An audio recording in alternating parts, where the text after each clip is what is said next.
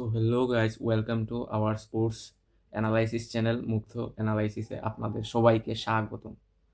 আজ আমি কথা বলবো বাংলাদেশ বনাম অস্ট্রেলিয়ার প্রথম সিরিজ নিয়ে, যেখানে বাংলাদেশ ডিএলএসে 86 রানের 86 রানে অস্ট্রেলিয়াকে হারিয়েছে এবং সিরিজটি 1-0 ব্যবধানে এগিয়ে আছে বাংলাদেশ। বাংলাদেশ বনাম অস্ট্রেলিয়া প্রথম ওডিআই ম্যাচ বিশ্লেষণ। বাংলাদেশ ইতিহাস গড়েছে। মিরপুরের প্রথম ওডিআইতে অস্ট্রেলিয়াকে 86 রানের ডিএলএস পদ্ধতিতে হারিয়ে ও 3 ম্যাচের সিরিজে 1-0 ব্যবধানে এগিয়ে গেছে। শুধু আমি ডিএলএস পদ্ধতি বলবো না, ডিএলএস না থাকলেও বাংলাদেশ জিতত এই ম্যাচ। কেননা বাংলাদেশ যেইভাবে খেলাগুলো দেখিয়েছে, বাংলাদেশি ক্রিকেট সমর্থকদের আসলে মন জুড়িয়ে যায়। একটি অসাধারণ খেলা দেখালো আমাদের বাংলাদেশ আর কি। আর এটি ছিল অস্ট্রেলিয়ার বিপক্ষে বাংলাদেশের দ্বিতীয় ওডিআই জয় এবং প্রায় 20 বছর পর অস্ট্রেলিয়ার বিরুদ্ধে, 20 বছর না 21 বছর পর অস্ট্রেলিয়ার বিরুদ্ধে একটি স্মরণীয় সাফল্য। এখন আমি কথা বলবো বাংলাদেশে টস জিতে যে ব্যাটিং করেছিল ওই ব্যাটিং বিশ্লেষণ নিয়ে। অস্ট্রেলিয়া টস জিতে আগে ফিল্ডিং করার সিদ্ধান্ত নেয়। শুরুতেই বাংলাদেশের ওপেনাররা দারুণ বৃত্তি করে দেয়, তবে সাইফ হাসান ইনিংসটাকে বড় করতে পারেননি। 3 রান না কত রান করে যেন হিলসের বলেই তো যেমন হ্যাঁ হিলসের বলেই আউট হয়েছেন তিনি। তানজিদ হাসান তামিম খেলেন 54 রানের আক্রমণাত্মক ইনিংস। আপনারা যারা ফুল খেলাটি দেখেছেন তারাই হয়তোবা বলতে পারবেন আর কি তানজিদ হাসান তামিম কিভাবে খেলেছেন। আর নাজমুল হোসেন শান্ত করেন 67 রানের দুর্দান্ত ইনিংস। আমি বলতে গেলে এখন বলবো যে বর্তমান সময়ে বাংলাদেশের সেরা একজন ব্যাটার হচ্ছেন নাজমুল হোসেন শান্ত। ওডিআই এবং টেস্টে দুইও ফরম্যাটের বাংলাদেশের সেরা ব্যাটসম্যান এখন নাজমুল হোসেন শান্ত, দ্য লর্ড যাকে বলা হতো আর কি। কিন্তু মাঝের ওভারে কিছু উইকেট কিছু উইকেট পড়ে যায়, কিন্তু এই উইকেটগুলোকে ঠিক করার জন্য তাওহিদ হৃদয় ও মুসাদ্দেক হোসেন সৈকতের গুরুত্বপূর্ণ রান যোগ হয়। এখন কথা বলবো মুসাদ্দেক হোসেন সৈকতকে নিয়ে। দীর্ঘ 4 বছর পর উনি কামব্যাক করেন। উনাকে সম্ভবত নির্বাচকরা টিমে নেয়নি, জানি না কেন নিল না। তবে দীর্ঘ 4 বছর পর দলে ডাক পেয়ে, স্কোয়াডে ডাক পেয়ে এবং প্লেইং এক্সাইয়ে আজকে ছিলেন তিনি। তাও আবার অস্ট্রেলিয়ার বিরুদ্ধে 86 রানের 70 বলে অপরাজিত একটি দুর্দান্ত ইনিংস খেলেন তিনি, যার ভিত্তিতে বাংলাদেশ অস্ট্রেলিয়াকে 285 না 86 রানের টার্গেট দিতে পারে। আর এটাই মূলত মুসাদ্দেক হোসেন সৈকতের জন্যই হতে পেরেছে। মুসাদ্দেক হোসেনের সৈকতের ব্যাটিং ইনিংসটা আপনারা যদি হাইলাইটস দেখেন তাহলে বুঝতে পারবেন উনি কিভাবে খেলেছেন আর কি। আর শেষ পর্যন্ত বাংলাদেশ 50 ওভারে 284 রান এবং 8 উইকেট সংগ্রহ করে।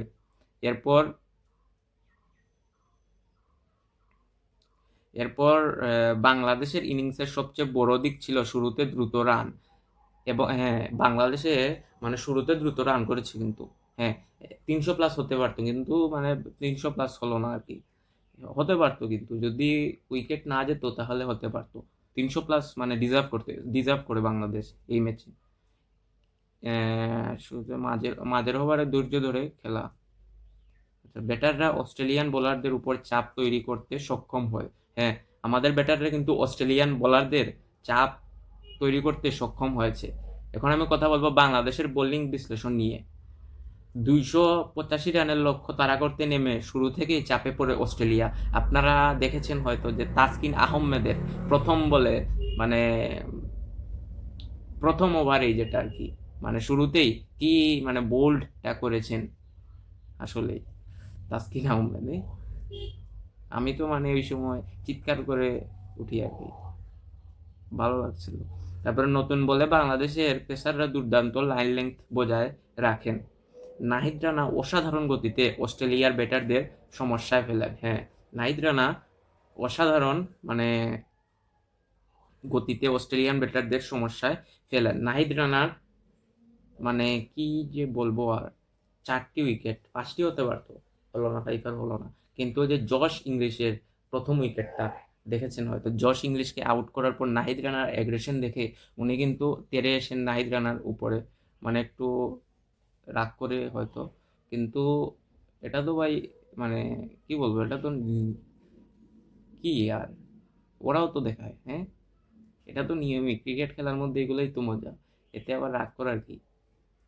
মানে এক সময় ছিল না অস্ট্রেলিয়ায় স্লেজিং এর মাস্টার ছিল, এখন ওদের সাথে করলে কি দোষ, আর ওরাই আমাদের সাথে করবে, মানে বুঝলাম না। এগুলা তো একটু মানে মজা চলবেই।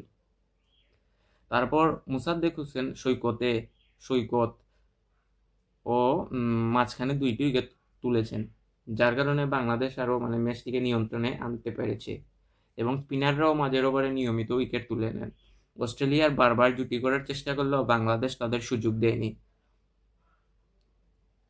ম্যাচের টার্নিং পয়েন্ট তানজিদ এবং শান্তর 100+ রানের বৃত্তি, 2 নাহিদ রানার গুরুত্বপূর্ণ উইকেটগুলি, 3 মাঝের ওভারে বাংলাদেশের মারাত্মক স্পিন আক্রমণ, 4 অস্ট্রেলিয়ার নিয়মিত উইকেট হারানো।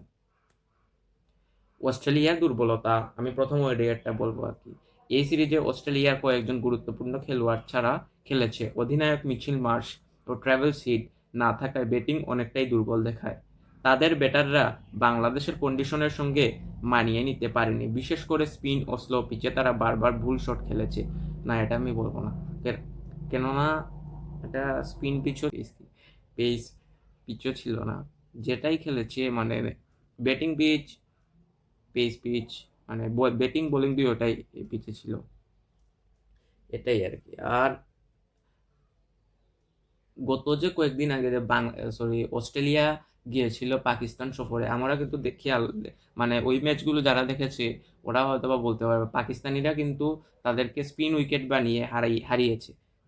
হ্যাঁ, তিনও সিরিজ ওরা মানে পিচগুলোকে স্পিন পিচ বানিয়ে ওরা অস্ট্রেলিয়ার বিরুদ্ধে জিতেছে।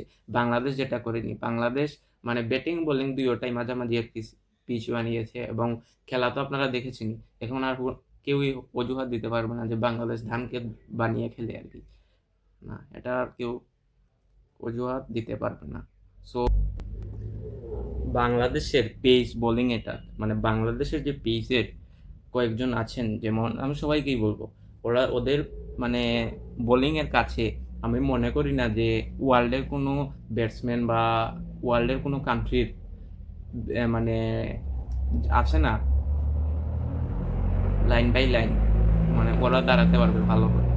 কেননা বাংলাদেশের এখন মানে বোলিংয়ের যেটা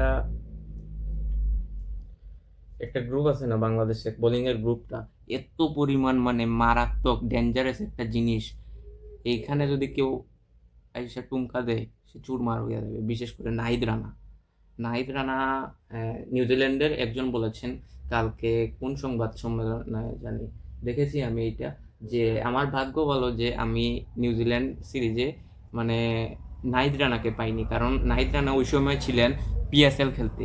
তাই উনি বললেন যে আমার ভাগ্য ভালো আমি নাহিদ রানাকে পাইনি, বা নাহিদ রানার সামনে আমি মানে ফেস টু ফেস খেলা হয়নি আর কি। তাই উনি নিজেকে ভাগ্যবান মনে করছেন, কেননা উনার বলতো জানেনি কি মারাত্মক। অস্ট্রেলিয়ার ব্যাটাররা কালকে কিন্তু ঘাবড়ে গিয়েছিল, কেননা এইরকম বল করা যায়, হ্যাঁ, 150, 145, 148, 149 প্রত্যেক বল, মানে তবে এখন বলবো যে আমি এইরকম মানে নাহিদ রানা যদি এইরকমই কন্টিনিউ করতে থাকে তাহলে বিপিএল মানে লোডিং লোডিং আর বিবিএল লোডিং, উনি বেশ কিছুদিনের মধ্যে কন্ট্রাক্ট হয়ে যাবে, এটা আমি শিওর যে বিবিএল খেলবে। এটা আপনারা লিখে রাখতে পারেন, বিবিএল খেলবে আমাদের নাহিদ রানা। সো ভিডিওটা আর বড় করলাম না, বাংলাদেশ বাকি 2 সিরিজ জিতুক, বাকি 2 ম্যাচ জিতুক এবং সিরিজটি উইন করুক, আর ওদেরকে হোয়াইট ওয়াশ করুক আর কি, হোয়াইট ওয়াশ করুক, যেহেতু ওরা বিশ্ব চ্যাম্পিয়ন, মাইটি অস্ট্রেলিয়া কয়েকবারের চ্যাম্পিয়ন, 5বারের চ্যাম্পিয়ন ওডিআইতে আর কি, তাই ওদেরকে হারাক, এটাই অনেক।